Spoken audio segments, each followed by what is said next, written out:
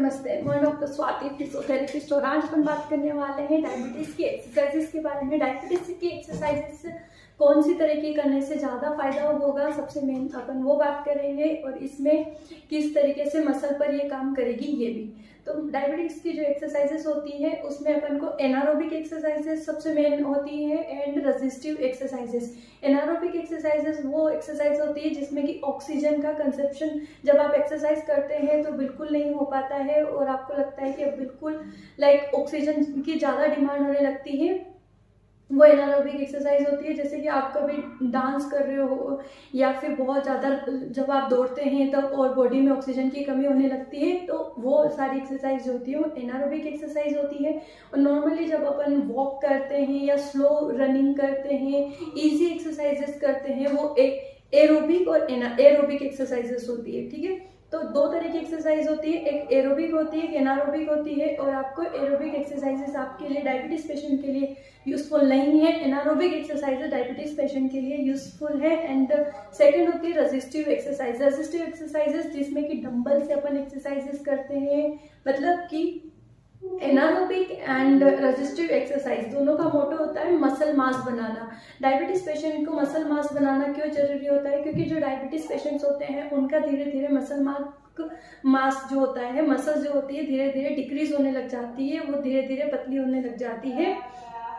अभी भी अगर आप बोले कि देखें किसी भी डायबिटीज पेशेंट को, तो उनका मसल मास धीरे धीरे कम हो जाता है। फिर आप बोलते हैं कि वो बोले कि वो तो मोटे होते हैं, फिर कैसे?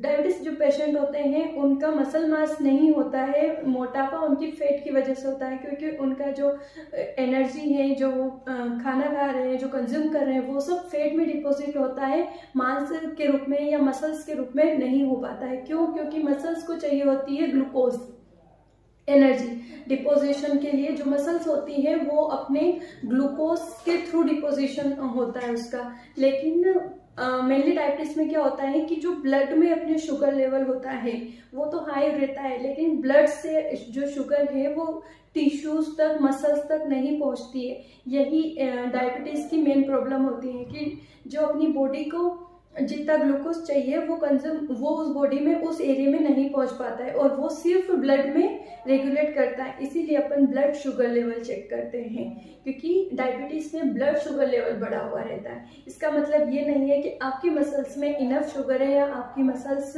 में पावर आ रही है। अगर आपको लगता है कि आप अच्छी डाइट ले रहे हैं, फाइबर्स वाली डाइट ले रहे हैं, तो आपकी मसल्स बनेगी, तो बिल्कुल नहीं होगा, क्योंकि आपका जो मेटाबॉलिक है वो दो तरीके से वर्क करेगा। मसल्स में कौन सा करेगा या ब्लड में कौन सा करेगा, ये दोनों अगर कोऑर्डिनेशन में नहीं वर्क करेंगे तो अपनी मसल्स मास नहीं बनेगा, सिर्फ वो फैट टिश्यू ही बनेंगे। मसल्स मास बनाने के लिए आपको करना पड़ेगी एनारोबिक एक्सरसाइजेस, जिसमें कि आपको इस तरीके से फास्ट एक्सरसाइज करनी है, बार बार रिपीटेशन में एक्सरसाइजेस करनी है कि ऑक्सीजन का कंजप्शन बाहर से ना हो। जब ऑक्सीजन आपको बाहर से नहीं मिलेगी तो आपकी जो बॉडी में पहले से एनर्जी स्टोर है, जो कि ब्लड में शुगर के लेवल में जो स्टोर्ड है, वो शुगर अब आपकी मसल्स खींचने लगेगी, वो जबरदस्ती उससे लेगी, क्योंकि उसको नीड है उस टाइम पर।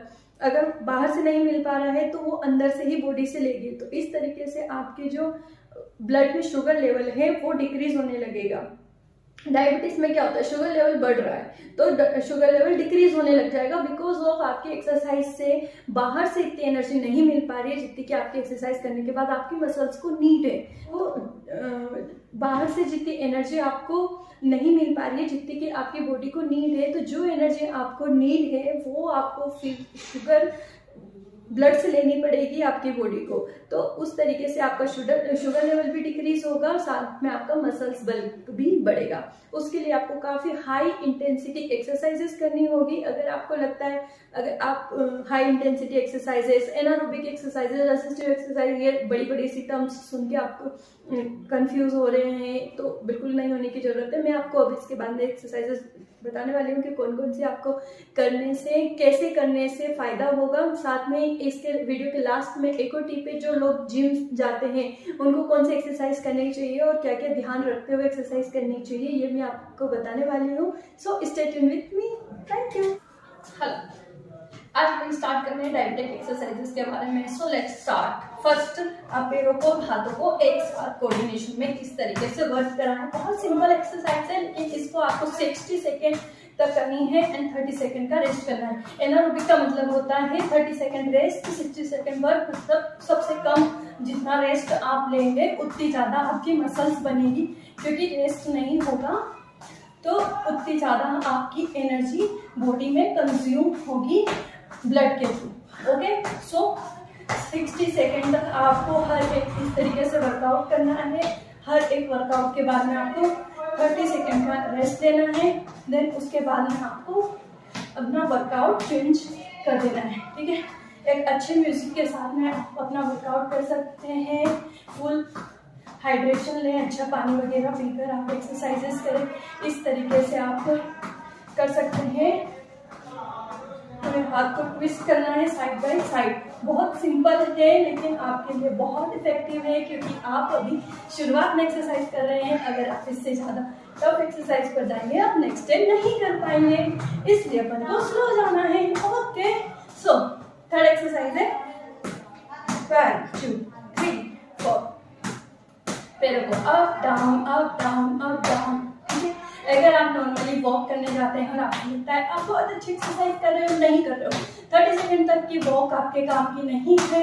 ये तो इवन नॉर्मल जिनको डायबिटिक नहीं है, जो कि बीपी वगैरह कोई प्रॉब्लम नहीं है, हेल्थी पर्सन है, उनके लिए भी ज़्यादा इफेक्टिव नहीं है। लेकिन बॉडी को मेंटेन करने के लिए मैं मान सकती हूँ कि इफेक्टिव है, लेकिन आपके लिए बिल्कुल इफेक्टिव नहीं है। आपको इससे ज़्यादा ही जाना पड़ेगा। मतलब 30 मिनट से ज़्यादा अगर आप जाते हो वॉकिंग पर तो वो इफेक्टिव हो सकता है। वो भी जो वॉकिंग आप इस तरीके से जा रहे हैं आराम से, दिस इज़ नॉट इफेक्टिव। आपको या तो इस तरीके से जॉगिंग करते हुए जाना है, या फिर फास्ट वॉक जो एकदम ब्रिस्क वॉक होती है उस तरीके से। स्वेटिंग आनी चाहिए, आपको फील होना चाहिए कि आप कुछ एक्सरसाइजेस कर रहे हो। ठीक है, सो इसके बाद में आप एक ही जगह पर खड़े होकर भी जॉगिंग कर सकते हो 30 सेकेंड तक। ये अपनी 4th एक्सरसाइज है। ओके, या 5th 1 2। ये कुछ लोग नहीं कर पाएंगे, कुछ कर पाएंगे। जिनको बैक प्रॉब्लम है वो नहीं कर पाएंगे, लेकिन जो कर पाते हैं उनको कर लीजिए। ठीक है, उसके बाद में नेक्स्ट है आपकी कमर को ट्विस्ट करना है। ये कमर के दर्द वालों के लिए बहुत अच्छी है, आपको ये करनी चाहिए। मैं उनकी एक्सरसाइजेस नहीं कर रही हूँ क्योंकि मेरी वीडियो का टाइमिंग बढ़ जाएगा, लेकिन आपको बहुत अच्छे से करनी है। लेकिन शुरुआत में आपको कम से ही स्टार्ट करनी है, बिल्कुल भी फास्ट वर्क नहीं करना है। ठीक है, यस, पूरा पैर पीछे तक जाना है, हाथों को लेके आपकी पैर एक ही जगह पर रहेंगे, आपकी कमर ट्विस्ट है। नेक्स्ट है गो डाउन, यस।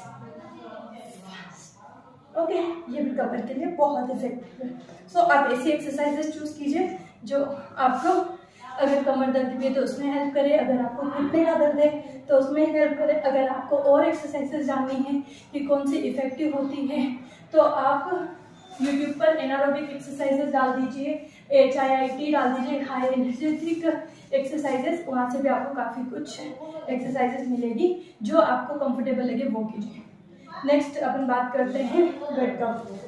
अगर आप जिम जा रहे हैं और आपको जानना है कि मैं कौन से एक्सरसाइजेस कर सकता हूँ जिससे कि मैं ज़्यादा अच्छे से वर्कआउट कर सकूँ, तो आपको क्या करना है, आपको जिम पर जाना है, लेकिन इतना ज़्यादा वजन नहीं उठाना है।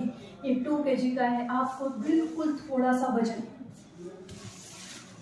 ये पाव भर है। ठीक है, इतना ही आपको स्टार्ट करना है, फिर इसके ऊपर जाना है। इससे स्टार्ट कीजिए, ये बिल्कुल लाइट वेटेड है, आपको बहुत इजी होगा। लेकिन आज 20 कर रहे हो, 3 दिन बाद 25, 3 दिन बाद 35, 5 बढ़ाते जाओ। ठीक है, साथ में 1 महीने में आपको आधे किलो पे जाना है, क्योंकि आप शुगर पेशेंट हो। अगर आपको कोई भी इंजरी हुई उसे हील होने में टाइम लगेगा, पहली चीज। दूसरा, मेरे पास पेशेंट आता है, मैंने 5 किलो का वेट उठाया, अब मेरे शोल्डर नहीं उठ रहे, क्यों? क्योंकि फ्रोजन शोल्डर हो गया। अगर कोई डैमेज होता है तो वहाँ पर फ्रोजन शोल्डर बहुत कॉमन होता है शुगर पेशेंट्स में, तो आपको बच के रहना है। इससे आपको क्या बच के रहना है, कम वेट के साथ स्टार्ट करो, जब आपको लगे बहुत कंफर्टेबल हो गए हो तब जाके दूसरे वेट पे जाइए। बिल्कुल स्मॉल वेट पे जाना है। आप जिम जा रहे हो लेकिन बहुत आराम से वेट उठाना है, बिल्कुल भी टेंशन नहीं लेना है। आप ऐसे जाइए कि मैं मेरे घर पे जा रहा हूँ, मैं बस एक्सरसाइजेस करने आया हूँ, आप बॉडी बिल्डिंग करने नहीं जा रहे हो, ठीक है। जरूरी नहीं है कि आप प्रोटीन वगैरह लें, घर पर अच्छा फाइबर्स वाला खाना भी ले सकते हैं, लाइक मूंगफली के दाने वगैरह। जो फाइबर वाला खाना आप लेंगे, दालें वगैरह, उससे भी आपकी मसल्स मास बनने में इजी होगा। आई होप ये वीडियो आपके लिए हेल्पफुल है। अगर आपके पेशेंट्स को इसकी ज़रूरत है तो आप उनके साथ भी शेयर कीजिए। Thank you.